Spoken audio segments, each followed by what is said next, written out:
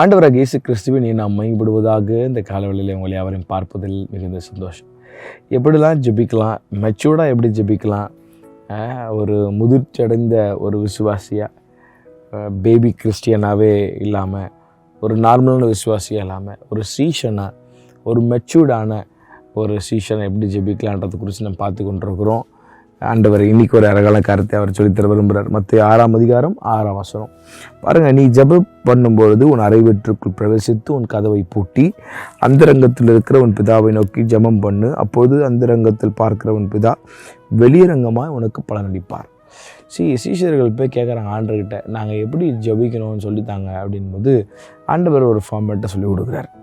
அது ஒரு ஒரு லெட்டர் எழுதுறீங்க, ஃப்ரம் டு அப்படின்னா ஒரு ஃபார்மேட். இப்படி தான் பண்ணணும் அப்படின்னு கிடையாது. நல்லா புரிஞ்சுக்கிடணும். அப்போ இப்படி தான் ஜெபம் பண்ணுவானா? இல்லை, நான் ஆவியானவர் நமக்கு சொல்லிக் கொடுக்குறது தான் ஒரு மெச்சூர்டாக வளர கிறிஸ்துவுக்குள் வளர நல்லா மெச்சூர்டாக ஜெபம் பண்ணணும். காலத்துக்கு குழந்தையாகவே ஜெபம் பண்ணிட்டு உலக பிரகாரமான காரியங்கள் அதுக்காக நான் ஜெபம் பண்ணக்கூடாதுன்னு சொல்லலை, பண்ணலாம். ஆனால் ஒரு மெச்சூர்டான ஒரு விசுவாசி இவனுடைய சிந்தை அவங்க ப்ரேயர்லாம் டிஃப்ரெண்ட்டாக இருக்கும். அதான் நான் சொல்லுறேன், உங்களுக்கு புரியுதுன்னு நான் நினைக்கிறேன். அப்போது ஒரு காரியத்தை ஆண்டவர் சொல்லுது, நீ ஜெபம் பண்ணும்போது உன் அறைவீட்டிற்குள் பிரவேசித்து. இந்த பரிசேயர்களை பார்த்து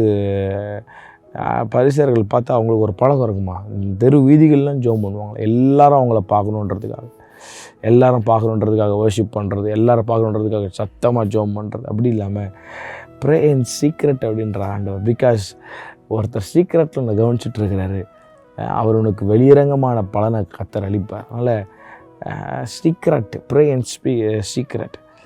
உங்களுக்குன்னு ஒரு நல்ல ஒரு ப்ரேயர் ரூம் வீட்டில் இருந்ததுன்னா நல்லா போய் ஆண்டவரோடு அங்கே நல்லா மணிக்கணக்காக நேரத்தை செலவிடுங்க.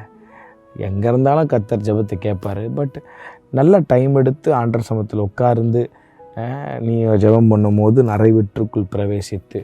காரில் நிறைய பேர் சொல்லுவாங்க, எங்கே வேணால் ஜெபம் பண்ணலாம் அப்படின்னு. கரெக்டு தான், நானும் காரில் ஜெபம் பண்ணியிருக்கிறேன். எங்கே போனாலும் நம்ம ஜெபம் பண்ணலாம். But take some quality time. அதுதான் சொல்ல வரேன். Take some quality time, pray in the secret, fast பண்ணி கொஞ்ச நேரம் அவரோட உட்காருங்க. இன்றைக்கி எப்போ பயங்கர பிஸியாக சுற்றிட்டுருக்குறோம், ரொம்ப பிஸியான ஒரு வாழ்க்கையை சுற்றிட்டுருக்குறோம். ஆண்டவரோட ஒரு கனெக்ஷனே இல்லாமல் அப்படி இருந்து என்னத்தை பெருசாக பணம் நம்ம சம்பாதிக்க போகிறோம்? ஒன்றும் தப்பு கிடையாது. டேக் அ பாஸ், ஒரு பிரேக் எடுக்கலாம், லீவ் எடுக்கலாம்.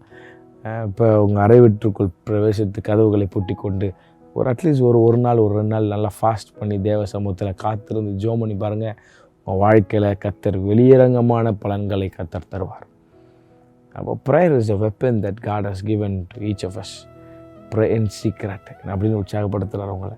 இந்த சீக்ரெட் டைம் ஆண்டவரோடு இருக்குதா? மற்ற எல்லாரோட டைம் எடுக்கிறோம்ல, ஒய்ஃபோட டைம் எடுக்கிறோம், பிள்ளைகளோட வெக்கேஷன் போக டைம் எடுக்கிறோம். பட் ஆண்டவருக்கு அந்த சீக்ரெட் டைம் இருக்குதா? இருக்க மாட்டேங்குது நிறைய பேருடைய வாழ்க்கையில். அதை கொடுத்து பாருங்கள், உங்கள் வாழ்க்கையில் வெளியரங்கமான அற்புதங்களை கர்த்தர் செய்வார். கர்த்தர் தாமே அவரை ஆசீர்வதிப்பாராக. ஆமென்.